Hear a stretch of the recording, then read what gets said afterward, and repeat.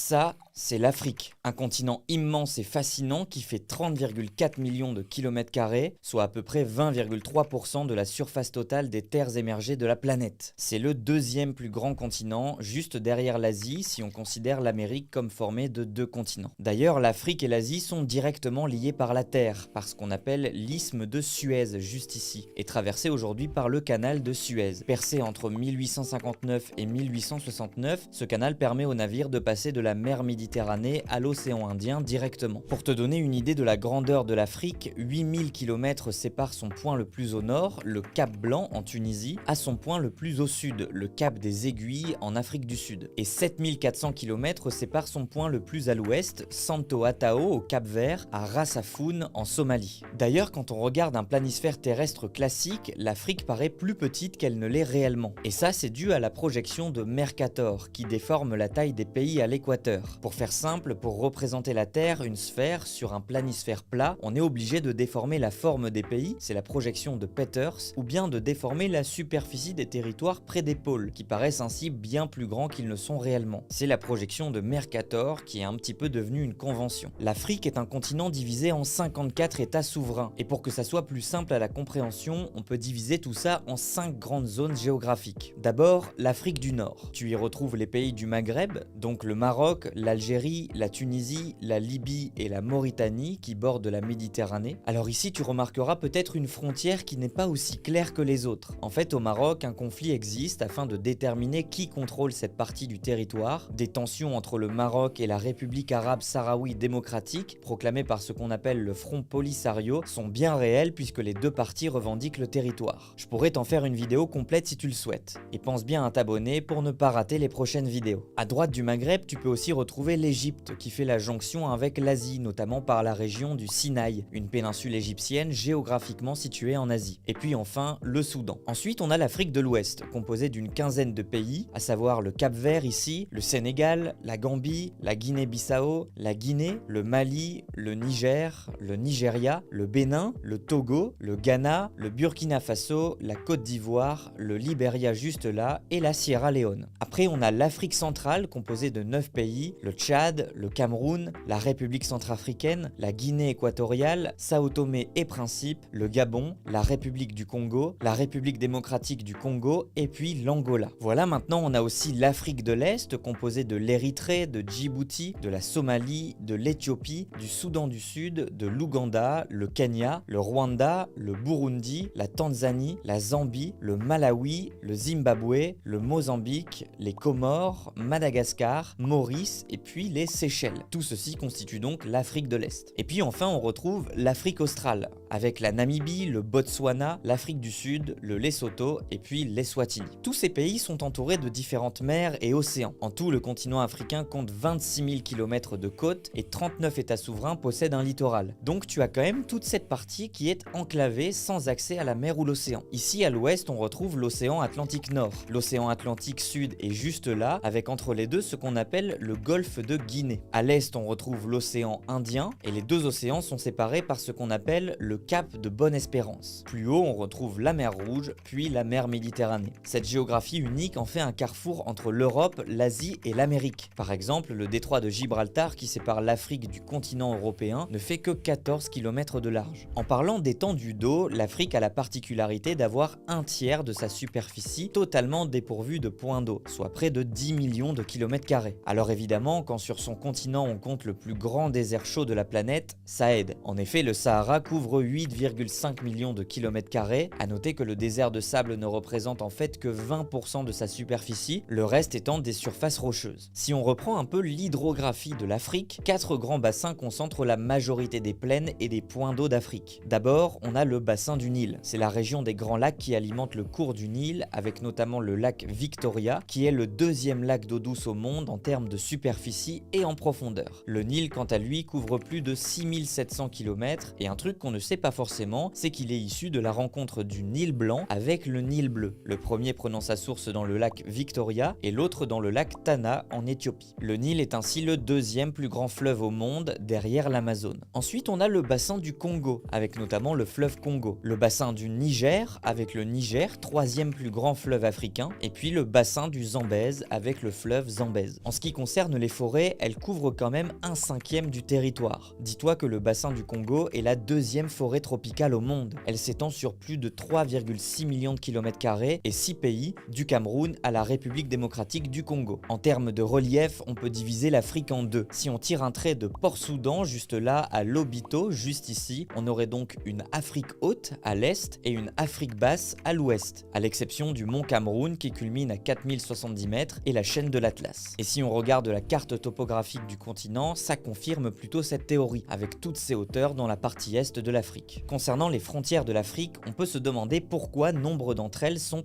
hyper droites, comme par exemple ici entre l'Égypte et le Soudan. Eh bien en fait, elles ont été en majorité tracées à la règle lors des conférences coloniales européennes, sans tenir compte des réalités ethniques et géographiques, notamment lors de la conférence de Berlin en 1885. Et ça explique donc toutes ces frontières très droites. Alors l'Afrique n'est pas seulement un continent continental, elle possède aussi des îles incroyables. À l'est, il y a Madagascar, la 4e plus grande île du monde, avec une biodiversité unique. Dis-toi que plus de 90% des espèces animales et végétales de l'île ne se trouvent nulle part ailleurs. On dit qu'elles sont endémiques. Évidemment, il y a aussi les îles Seychelles ou encore Maurice, et puis l'archipel des Comores par exemple dans l'océan Indien, qui sont toutes des destinations paradisiaques. À l'ouest, dans l'Atlantique, on retrouve l'archipel du Cap-Vert, un ensemble de 10 îles volcaniques. Et plus au nord, on retrouve les îles Canaries qui appartiennent à l'Espagne, mais qui sont géographiquement en Afrique. Alors quand on pense Afrique et géographie, on pense aussi forcément aux ressources naturelles. Le sous-sol africain est particulièrement riche, le continent regorge de ressources comme l'or, le diamant, le pétrole et puis encore les terres rares. Des pays comme le Nigeria, l'Algérie et l'Angola sont de grands producteurs de pétrole, tandis que le Botswana et l'Afrique du Sud sont parmi les plus grands producteurs mondiaux de diamants. Le continent possède également d'énormes réserves de cuivre, d'uranium et de cobalt. Dernier point qu'on abordera dans cette vidéo, la population. Aujourd'hui, l'Afrique, c'est 1,4 milliard d'habitants, soit 18% de la population mondiale. Incroyable quand on sait que sa population était de 275 millions d'habitants dans les années 50-60. Cette croissance n'est pas prête de s'arrêter. On estime que la population africaine sera de 3 milliards d'habitants d'ici à 2100. L'Afrique est d'ailleurs le continent avec le plus fort taux de fécondité, en moyenne 4,3 enfants par femme en 2021. C'est le Niger qui a le taux de fécondité le plus élevé au monde avec 6,8 enfants par femme en moyenne. En 2021, 7 pays d'Afrique avaient plus de 50 millions d'habitants, le Kenya 53 millions, l'Afrique du Sud 59 millions, la Tanzanie 63 millions, la République démocratique du Congo 95 millions d'habitants. D'ailleurs, fun fact, Kinshasa est la ville qui compte le plus de francophones au monde. Ensuite, on a l'Égypte avec ses 109 millions d'habitants, l'Éthiopie 120 millions, et puis enfin le Nigeria, pays le plus peuplé d'Afrique avec 213 millions d'habitants. De manière globale, la population africaine est très jeune, 41% des Africains ont moins de 15 ans. Voilà, j'espère que cette vidéo sur la géographie de l'Afrique t'aura plu. Dis-moi en commentaire de quel pays ou continent tu veux que je parle, et comme d'hab, on se retrouve la semaine prochaine avec un tout autre sujet.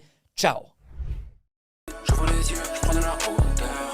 Comment la terre tombe dans les yeux, quels sont nos moteurs. Je veux savoir ce qui se cache derrière.